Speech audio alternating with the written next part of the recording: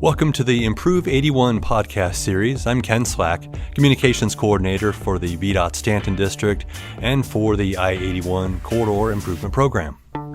I'm joined here today by Dave Covington, the I-81 Corridor Improvement Program Delivery Director, as well as Aaron Smith, who is a project manager for the Digital Message Signs project. I'll let you guys introduce yourselves further. Aaron, tell us a little about your role in the project.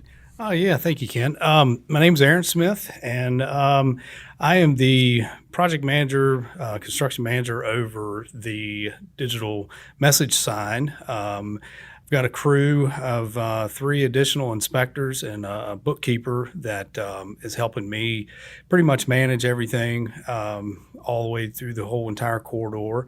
And we've been doing some great work out there. I'm really excited about where things are going. I'm excited about the progress we've made up to this point. Excellent. Dave. Yeah, thank you, Ken. And as you mentioned, I'm the I-81 Program Delivery Director for VDOT. What does that mean? I'm still trying to figure that out exactly. But really, I just kind of oversee the entirety of the program, from the capital projects to our operational projects. And this is a good example of one of our really important operational projects that is being delivered right now to provide some early results in this program. Now, this particular project, you call it operational, but there is still some serious construction here. We have about 30 of these signs that are going up and down the Interstate 81 corridor, and people know these things. They see them if they drive up and down 81 or 64 or even some of the primary roads of the Commonwealth, but they may not realize what kind of an asset this is as they drive past it, and it gives them this vital information. So maybe a good place to start is to explain what the digital message signs are, what they do, and why they're so valuable. Yeah, so the digital message signs, everybody is likely familiar with them. They're scattered all across the state, generally on interstate highways, and they allow us to really communicate with drivers in real time. So what do we mean by that? And what we mean is when we have an incident on the interstate, our traffic operations centers, we have eyes on the interstate, generally through cameras or our safety service patrol operators that will communicate that there's an incident. And we can very quickly put a message on these digital message signs to inform drivers that there is some sort of incident ahead and maybe some course of action. It may be to detour off onto an alternate route because this is a serious incident with overturned tractor trailers that's going to take quite a while to clean up, or maybe it's a minor incident that people just need to be generally aware of. For instance, some roadside hazard, a disabled vehicle on the shoulder. People shouldn't necessarily change their course of action other than to just slow down and be aware of that situation. And we're able to change those messages very, very quickly as incidents evolve through the recovery process as well, to really keep drivers informed. And then we're also able to reach drivers to share messages reminding people to slow down and obey the speed limits, or if it's through a construction zone, we can make drivers aware that there is a reduced speed limit through a certain part of the interstate. And we've seen safety messages, sometimes letting people know about inclement weather. I've seen Amber Alerts on these message boards, and travel times as well, letting folks know, it's this key interchange that's so many miles ahead. It's also this many minutes ahead. So it gives this, like you said, real-time and information. It gives confidence to the drivers that they're going to reach their destination in time. Now, as far as the construction of these signs go, we have multiple crews working on these in multiple locations. This has got to be really challenging to to coordinate this project. It's been a challenge, just the linear distance between each sign. We're starting out at the 319 going all the way down to mile marker 74. So hundreds of miles of construction. The way we decided to do this in the beginning was kind of starting north, installing infrastructure, conduit, junction boxes, and have a crew that was dedicated to that, and then they continuously work south at the various locations. And then we had another crew come back and start putting in the foundations. And we did that in the same way. We basically went south from that. And now we're actually getting into the steel erection, where we're putting in the actual upright steel that's going to hold the sign, and the structures themselves. And so that, again, is going to continue from north to south. The last step, of course, will be pulling wire and actually installing the signs, and that again will be from north to south. So it's kind of been like an assembly line, if you will, set up from the very beginning of this project. And we've hit a few snags. We had some weather conditions that gave us, a little bit of a delay, but that's kind of how the contractor wanted to tackle this, and we agreed early on in the stages that made the most sense, was to try to get each site worked on sequentially down the line. So, but there has been quite a bit of foundations. There's varying in sizes depending on soil conditions per site. We've had some right-of-way restrictions that we've dealt with. And then just general rock, things like that. So it has been challenging. We're going through many different counties, and a lot of the soil conditions change. So the contractor has to be very well equipped to switch up from rock to dirt back to rock. So those are some challenges that we've had, but they're moving right along, going south. And, obviously the utilities is a challenge. It's always a challenge. And especially with this many sites spread out over this amount of distance in challenging access conditions. So and there's been a lot of coordination with the utility owners to try to get power to these sites. Similar challenges that we had with the project to add the traffic cameras along the corridor. I mean, you're talking about a 325-mile stretch of interstate. And letting people know, because there are people who drive that entire stretch. They might be going from out of state and going through Virginia all the way, and giving them, as you said earlier, that confidence that the information they're getting at milepost 74 is going to help them make decisions when they get up to mile 300. Maybe that's a good transition time, because tell me a little bit about, Dave, about the decisions about where to place these to strategic locations that they made the most sense for travelers. Yeah, the I-81 program really has been data-driven. And what we've looked at for all of our projects is, where are we having crashes? Where are we having congestion? Where do we seem to have problems? So the I-81 Corridor Improvement Plan, which was the predecessor to the program, it is what helped the legislation pass and for us to get funding to do this work, really looked at that data. And that's really how the decisions were made on where to locate some of these signs. I also want to mention that not all of these signs are on 81 itself. A lot of these signs are located on the roadways that feed I-81, so at these interchange locations, because if we have an incident on I-81 in close proximity, we would rather those drivers, and I'm sure that they would rather not enter the interstate and then immediately realize they're in a traffic jam and they don't know how long they're going to be in it. So we can put messages up to prevent people from getting on the interstate, and they can select alternative routes. But again, the locations were really driven by data. Which is good, because it allows us to make the most use of the investment, the monetary investment that we're making on the corridor. That's you mentioning the signs that are located on the feeder routes. For example, Route 250 in the Stanton area, Route 33 in the Harrisonburg area, 522 in the Winchester area. It's one of my favorite parts of this project, is that it gives people a chance to make a decision before they commit to the interstate. I think all of us at some point in our lives have seen a time where, you start to get on the interstate and there's traffic you can see it down at the end of the ramp and it's stopped and you're committed. Or you see people, even worse, backing up the wrong way down the ramps and causing all kinds of safety issues. So it's really nice to see, the off 81 improvements as part of this as well. But and you were talking earlier, Aaron, about some of the challenges of this. Not too long ago, we got a chance to see how big these structures are. It really surprised me. It's give us an idea of the scale of these things that the people are looking at as they drive up and down the interstate.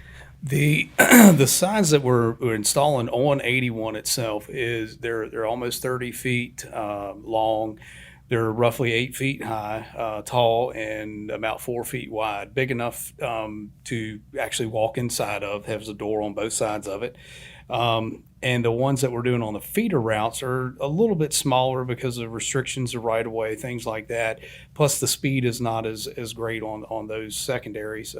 And so they're about 13 feet wide and roughly the same height and the same width, but they are considerably smaller in size.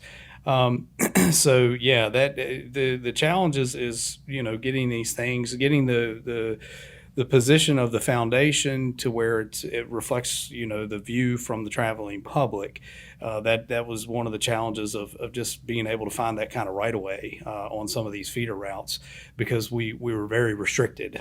So the location, like David mentioned, we did our best to try to put some in other locations, but we just couldn't find the right of way, and so we had to make some adjustments. And power was also a huge issue.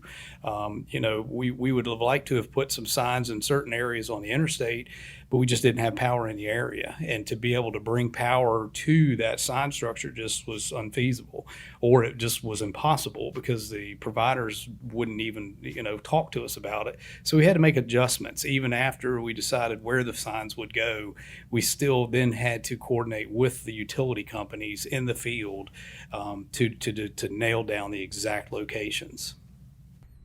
You mentioned some of the challenges with weather and so forth. But we are still on track to get these things up and running by this fall, correct? We are by on fall track. of 2020. Yes. We are on track for an October end date, and I feel confident that the contractor has the means and the method to make that happen. So as we continue to go south, of course, in the Bristol area, we're going to start seeing some more rock, similar to what we did in Rockingham County. So I expect things to slow down a little bit, but like I said, this contractor has the means and the method to step it up. If they start getting concerned at this point right now, we don't see any reason for concern for our end date. And we just recently experienced this. We had weather delays. We had some inclement weather over the winter, and in working with the contractor, what they elected to do was add additional crews, add resources to get back to where they should be, to make sure that we're on schedule for that completion date in October of this year. You meant Yes. who is the contractor that's working on this project? Richardson Whalen Electrical. They're based out of Roanoke, Virginia. And they will be utilizing digital traffic system, DTS, as a subcontractor for the programming of the signs. And I believe we have a little bit of guardrail once we get down to the southern end that they will also be subbing out. But yeah, Richardson Whalen is the prime. And like I say, they have a lot of resources to tap from. It's a fairly large company, been in business for over 100 years. So we feel pretty confident that they will be able to provide the crews necessary to complete. Looking forward to it. But like I say, some of the delays that people don't really think about when it rains for 3 or 4 days, or we have snow events, getting one of these large trucks off the shoulder without getting it stuck is a challenge. And we're crossing the ditch lines, and we're having to do so. For instance, we had one truck trying to set a piece of steel, and it took 4 days because the truck got stuck. And then the decision was made: do we drag it? Do we make things worse, or do we leave it? And fortunately, we were behind barrier and out of the clear zone, so we were able to leave it. But the majority of these sites are, fairly close proximity to the interstate. So it presents a challenge when we have weather, even if it's not necessarily raining. But if it's rained in the past week or two, it's just a challenge, in general, till the ground dries. You mentioned these sites being close to the interstate, but at least to this point, the traffic impact during this construction has been relatively minimal, right? Absolutely, yes. We've limited. We haven't had any lane closures, shoulder closures at this time for everything. So and we're really only allowing the shoulder closures Monday through Thursday, unless it is requested to do Fridays. So, but that is basically a decision that the district traffic engineer and the ACE over this project make together. Excellent. Dave, I think a lot of folks that rely on the digital message signs might sometimes wonder where do those messages come from, and how do these tie in with the traffic cameras and safety service patrol? It's all kind of part of the operational improvement package. Tell us how it all kind of fits together. Yeah, there's probably a lot that I can tell you. I think that Aaron might be able to offer a little bit of information there too. But, we have these traffic operations centers, and we've done a video and podcast about our traffic operations center and our customer service center to give people kind of a look at what's really going on behind the scenes. But we've got an entire division that's really dedicated to operations, and a lot of that is messaging, coming up with what information do we want to share, some pre-programmed messages that are pre-approved, because we do have to comply with Federal Highway Administration's messaging policy on the interstate. So we have a lot of pre-approved messages that we've really developed over the years, because we've seen a lot of incidents on the interstate. And when we do have that incident, and when it's localized here, for instance, on 81 in the Stanton area or Roanoke area or Abingdon area, for instance, we have people at the Traffic Operations Center that can quickly craft that message from previous experience and then access these digital message signs remotely and push that message to that sign. And it's extremely beneficial, again, for the incident response. It's critical for us to have that ability to alert the public to what's going on. Not only do we want to alleviate congestion there through that messaging and push people to alternate routes, but there's a safety component there too. What we have a lot of times when we have incidents on the interstate, a crash, for instance, are secondary crashes. And then beyond that, we have more crashes. So I think that pushing that message through the digital message sign to the traveling public, they're aware of what's going on. They're more cognizant of their surrounding. They're more aware of how they're driving. They slow down. They say, okay, I'm in congestion. Here's the reason. When you don't know why there's congestion there, that's what leads to frustration and sometimes some aggression by drivers. So I think that, there are teams in place that are really controlling what we're pushing out. But I think it's really kind of a dynamic situation that we're responding to what we're encountering, and it's challenging. Well, and even the placement of these signs, has something to do with those decisions that we make, and some of those pre-programmed messages. We know that there are particular areas that like 81 and 66 come together, or 81 and 64, or particular high traffic interchanges. So how do we craft those messages to make sure that it's relative and timely to somebody who's approaching one of those areas? There is, of course, like Dave said, the Traffic Operations Center manages the signs. There is a DMS messaging policy that provides the guidance basically on how the message sign will be used, what messages will be broadcast. So there is some oversight, I guess. It's more or less like a directory that they would go through to, and now that we're increasing these signs, like you say, in different locations, I'm sure that they'll start amending that directory because, for instance, if we haven't had the ability to say, hey, exit at this ramp in close proximity to a sign, so now we'll have that. So that's probably going to be a message that will be added to that predisposed directory. But there is a policy in place that governs that and provides guidance to the operations centers of how they push those messages out. And I think Aaron just said something really important that I want to make sure everybody hears and understands. Those pre-programmed messages also help eliminate human error, because we have humans at the Traffic Operations Center.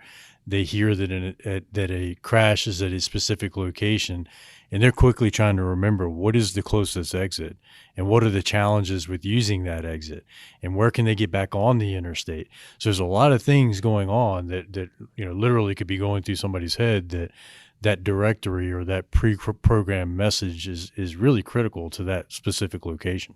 Gotcha. Keep somebody from accidentally typing 313 instead of 213 or something of that nature. Yes. Right. Yes. Now, so it's all about letting drivers know what's around the bend, so to speak. And a lot of our operations it's about reaching out to folks, making sure that there aren't any surprises. As you said, it cuts down on frustration and potentially aggression. But when we do have incidents, people are aware of what's on the road ahead of them.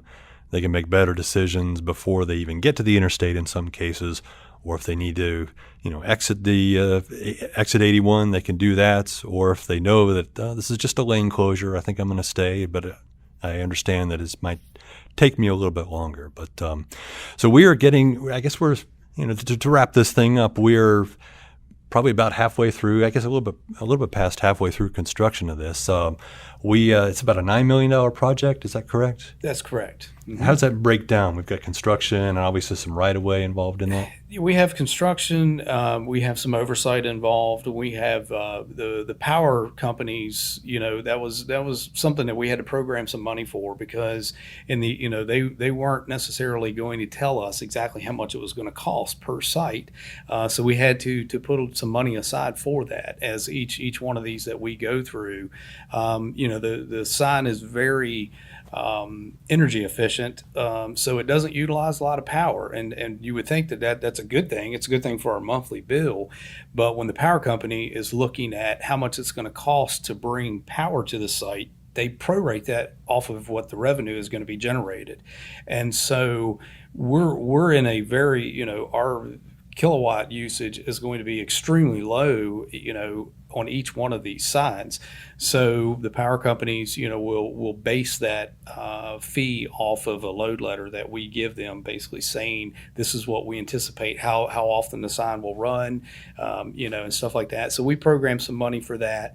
But the overall, I think we're right at $9 million for construction oversight and power hookups. All right.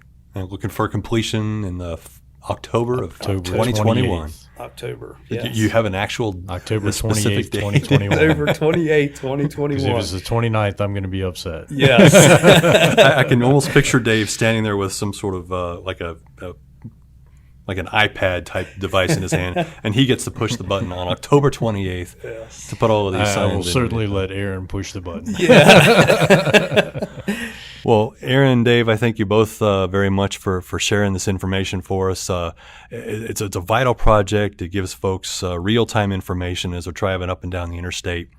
And it's one of those projects that, as you've said before, Dave, we get a lot of bang for our buck with this. It's in the scheme of things, a relatively inexpensive project that has a great deal of benefit for the drivers along the Interstate 81 corridor. So be looking for these signs to go into operation several months down the road, and for serving for many years to come and improving the traffic along the Interstate 81 corridor. Thank you, Ken. Yes, thank you, Ken. Thank you, Dave.